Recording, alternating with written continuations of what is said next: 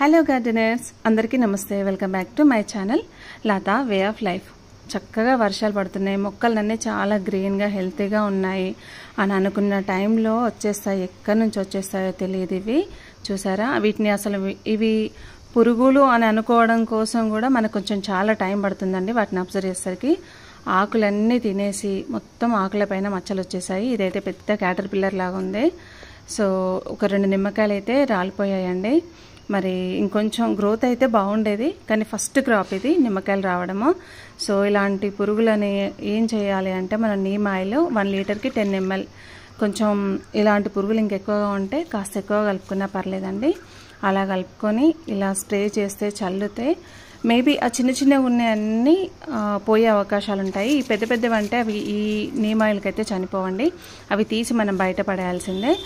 ఈ neem oil కూడా ఒక్కసారి స్ప్రే చేస్తేనే పోవండి, కనీసం వీక్లీ వన్స్ అయినా అలా చూసుకుంటూ చేయాల్సిందే. ఇవి కాకుండా ఇంకా పుల్లటి మజ్జిగలో కాస్త పసుపు లాంటిది వేసేసి, పచ్చిమిర్చి పసుపు లాంటిది వేసేసి స్ప్రే చేస్తే కూడా మనకు కొంచెం రిజల్ట్స్ ఉంటుంది. నాకు చూసారు కదా, ఈ మామిడి చెట్టు మొన్ననే అంతా ప్రూనింగ్ చేశాను, పురుగు వచ్చిందని మళ్ళీ సేమ్ ప్రాబ్లం వచ్చేసింది. విపరీతంగా పురుగు వచ్చింది, ఆకులన్నీ తినేసాయి. సో దీనికి మళ్ళీ ప్రూనింగ్ చేయక తప్పదేమో, చూడాలిక.